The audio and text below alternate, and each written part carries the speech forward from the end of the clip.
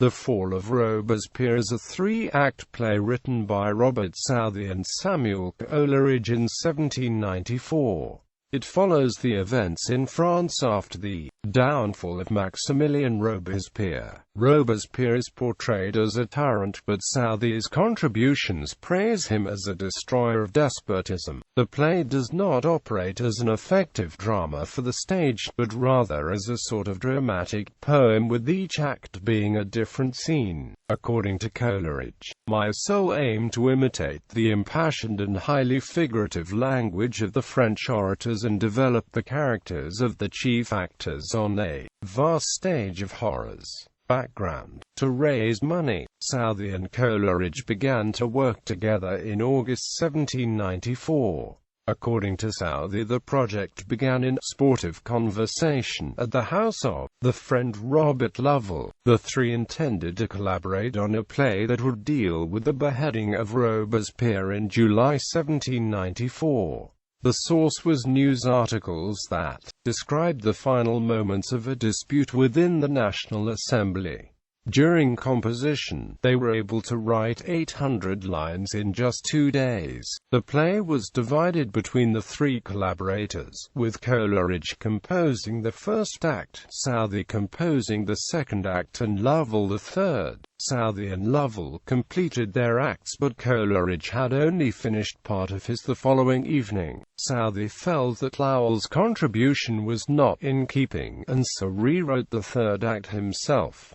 Coleridge completed his act. When they turned to Joseph Cottle to publish the work, he refused, and Coleridge had to search for another publisher. He took the manuscript to Cambridge, revising and improving his own contribution. Eventually, the work was published in October 1794 by Benjamin Flower. 500 copies were printed and circulated in Bath, Cambridge, and London, which brought the writers fame while the personal relationship grew tense. The events that inspired the work involve Robespierre's taking over of the National Assembly and removing the moderate members. During this time, he also allowed the executions of many individuals and became the center of power during the summer of 1793. The next summer, the 28th of July 1794, he was executed by guillotine along with 21 others.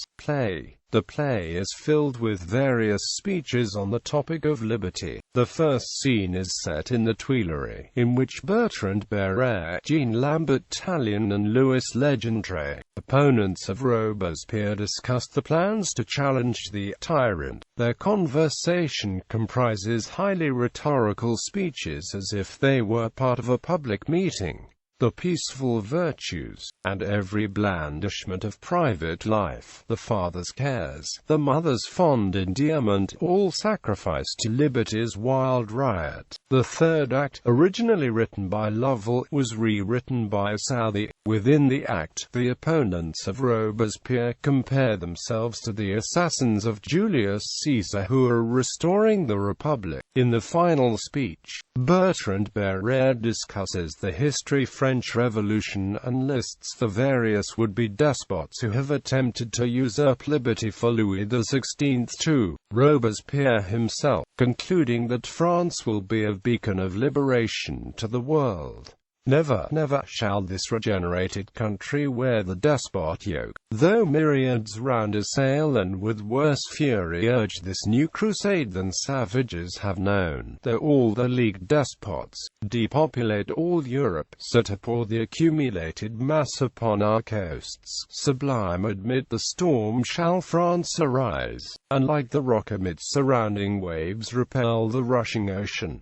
She shall wield the thunderbolt of vengeance, she shall blast the despot's pride, and liberate the world. Themes.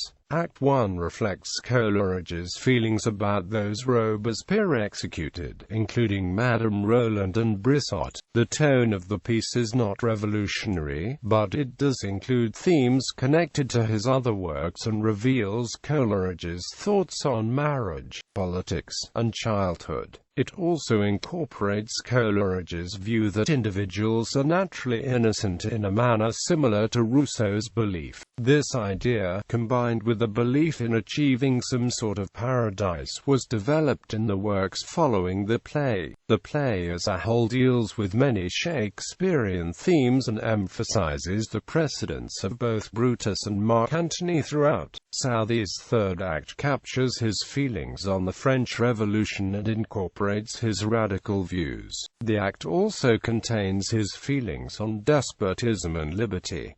Critical response. An anonymous review in the November 1794 Critical Review argued that the subject matter would have been appropriate for a tragedy, but the events happened too soon to allow for it to be dealt with in an appropriate manner. The reviewer also commented on the haste of the work and that it must therefore not be supposed to smell very strongly of the lamb. However, the review does praise aspects of the poem, as the author writes, "By these free remarks, we mean not to underrate Mr. Coleridge's historical drama. It affords ample testimony that the writer is a genuine votary of the muse, and several parts of it will afford much pleasure to those who can relish the beauties of poetry. Indeed, a writer who can produce so much beauty in so little time must possess powers that are capable of raising him to a distinguished place among the English poets." Quote, in the British Critic, an anonymous reviewer argued in 1795 that the sentiments, in many instances, are naturally, though boldly conceived, and expressed in language, which gives us reason to think the author might, after some probation, become no unsuccessful wooer of the tragic muse.